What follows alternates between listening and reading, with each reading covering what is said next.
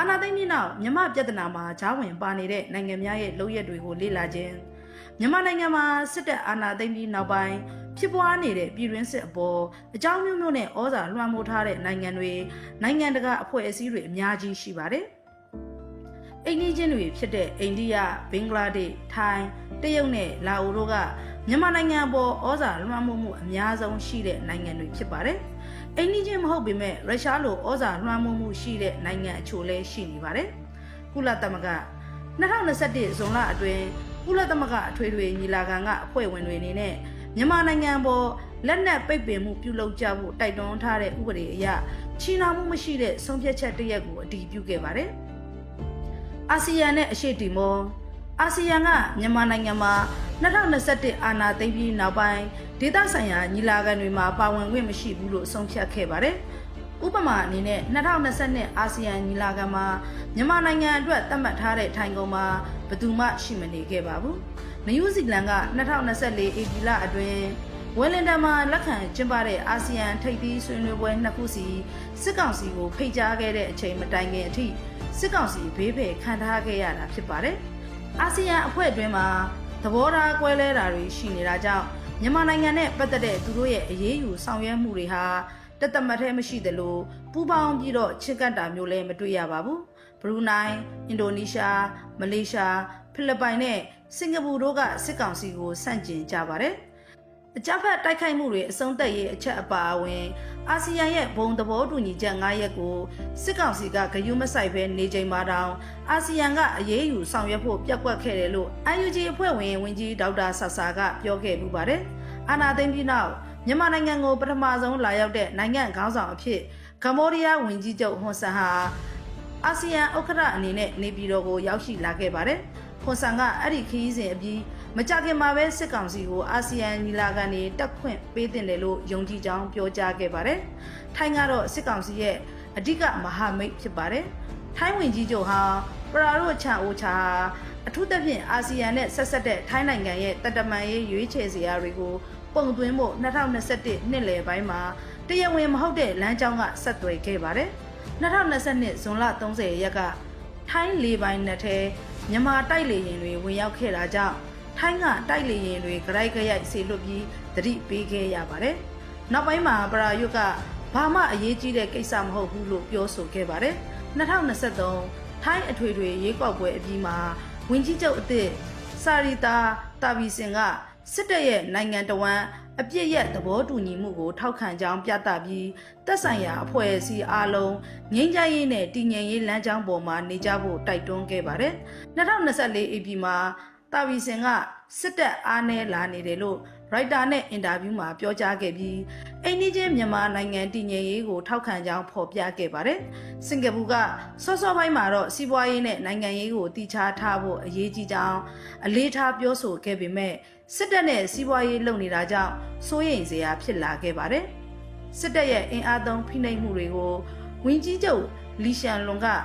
ကောက်ကွက်ရှုံချပြီးအာဆီယံဘုံသဘောတူညီချက်9ရပ်ကိုအကောင့်ထဲပေါ်တဲ့အချိန်အထိညီလာခံတွေတက်ခွင့်မပေးဖို့ဆက်လက်ထောက်ခံခဲ့ပါတယ်။လက်ရှိမှာစင်ကာပူကစစ်ကောင်စီကိုအတိအမှတ်မပြုပါဘူး။စစ်ပွဲမတိုင်ခင်စင်ကာပူဟာစစ်ကောင်စီလက်နက်စက်ရုံတွေအတွက်အဓိကပစ္စည်းထောက်ပံ့တဲ့နိုင်ငံဖြစ်ခဲ့ပေမဲ့အာဏာသိမ်းပြီးနောက်မှာလက်နက်တွေရောင်းဝယ်မှုကိုတားမြစ်ခဲ့ပါတယ်။စစ်ကောင်စီလက်နက်တွေဝယ်ယူရမှာစင်ကာပူကုမ္ပဏီတွေဟာဂျားဝင်ကူညီပေးနေတယ်ဆိုတဲ့ကုလသမဂ္ဂအစီအခံစာထွက်လာပြီးနောက်မှာစင်ကာပူအစိုးရကစစ်ရေးအရေးယူခဲ့ပါတယ်။အရှေ့တီမောကတော့2023ဒီဇင်ဘာအထိ NUG ကိုလူသိရှင်ကြားထောက်ခံပြီးရုံးကန်ဖွင့်လှစ်ခွင့်တောင်ပေးခဲ့တာဖြစ်ပါတယ်။ NUG နဲ့အရှေ့တီမောအစိုးရတွဲဆောင်မှုအတွက်လက်စားချေတဲ့အနေနဲ့စစ်ကောင်စီက2023ဩဂုတ်မှာအရှေ့တီမောတာအမတ်ကိုနှင်ထုတ်ခဲ့ပါတယ်။အရှေ့တီမောရဲ့အာဆီယံအဖွဲ့ဝင်ဖြစ်လို့တဲ့ဆန္ဒကြောင့်နောက်ပိုင်းမှာစစ်ကောင်စီကိုထောက်ခံပြီး UNG ကိုလက်မခံဖြစ်လာပါတော့တယ်။ဘင်္ဂလားဒေ့ရှ်ကစစ်ကောင်စီကိုအတိအမှတ်ပြုပေမဲ့ရိုဟင်ဂျာလူမျိုးတုံးတပ်ဖြတ်မှုကြောင့်တစိမ့်တစ်ပိုင်းအနေနဲ့စစ်တပ်ရဲ့လုပ်ရက်တွေကိုမထောက်ခံပါဘူး။နှစ်နိုင်ငံနယ်စပ်မှာစစ်တပ်ကတပ်အင်အားတိစောက်တ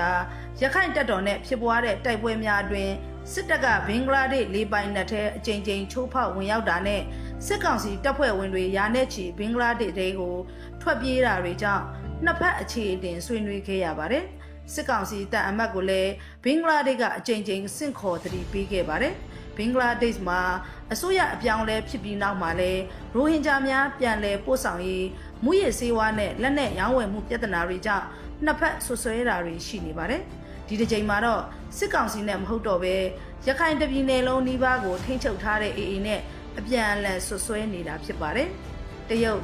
မြန်မာနိုင်ငံမှာအာဏာသိမ်းပြီးနောက်ဖြစ်ပေါ်လာတဲ့အခြေအနေတွေကိုအသေးအချာစောင့်ကြည့်နေခဲ့တဲ့တရုတ်ဟာ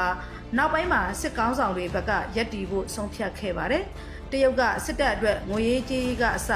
လက်နက်နဲ့နည်းပညာတွေပါထောက်ပံ့ပြီးလောင်ကြီးပုံအော်ထားပါတယ်တရုတ်ကစစ်ကောင်းဆောင်တွေကိုသူတို့ကျင်းပတဲ့နိုင်ငံတကာအစည်းအဝေးတွေစီဖိတ်ခေါ်ပြီးတော့လဲတန်တမန်ရေးအရာပြန်ဝင်ဆက်အောင်ကူညီပေးနေပါတယ်